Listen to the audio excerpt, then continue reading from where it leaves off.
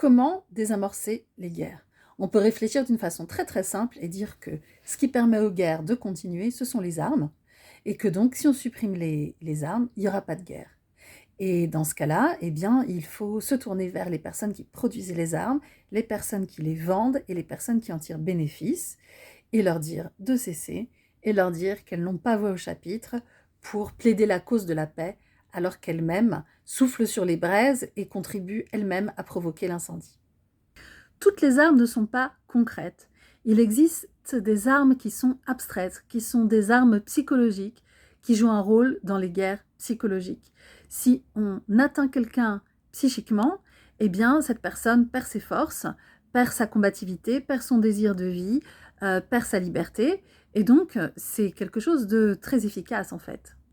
On peut détruire des populations, mobiliser des populations les unes contre les autres et avancer dans la guerre à travers une guerre psychologique.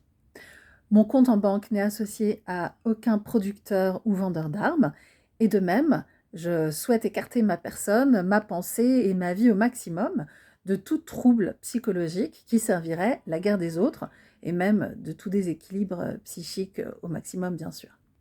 Donc on peut interpeller d'une part les fabricants d'armes et les vendeurs d'armes, et d'autre part, on peut interpeller celles et ceux qui produisent des images violentes en portant atteinte, une atteinte renouvelée à la dignité humaine qu'on attache au corps humain, ainsi qu'aux personnes qui divulguent, qui propagent, qui diffusent ces images violentes.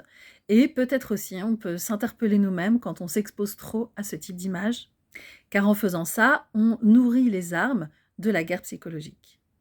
Je parle ici d'une guerre très très générale des personnes qui cherchent la stabilité contre les personnes qui cherchent l'instabilité.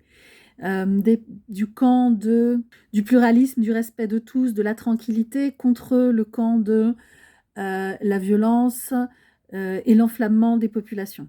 Et je pense d'ailleurs que cette guerre a un rapport avec les imageries qu'on a du masculin et du féminin, parce que si on associe la puissance à la masculinité, à la guerre et à la victoire, eh bien on encourage des choses extrêmement pernicieuses. Et si on associe le soin et l'entraide à la féminité et à la faiblesse, on voit bien qu'on est complètement à côté de la plaque et on entretient une imagerie, une vision qui nous dessert. Car l'héroïsme ne consiste pas à crier avec la meute et à crier plus fort que les autres dans la meute. L'héroïsme consiste à garder son sang-froid et faire en sorte que la vie soit possible au maximum pour le maximum de personnes partout où je peux le faire. Donc la vraie virilité est ce qui est attribué au féminin, mais tout ça, c'est des histoires qu'on se raconte. La question, c'est qu'est-ce qu'on défend dans la réalité. J'aime bien ce proverbe juif qui dit « Qui est la personne forte ? C'est la personne qui canalise ses impulsions. » Lorsqu'un feu n'a plus de combustible, il s'éteint. Une des façons de désamorcer la guerre, c'est de ne plus nourrir son feu et de le laisser s'éteindre. Donc, on peut prendre soin de nous. À bientôt!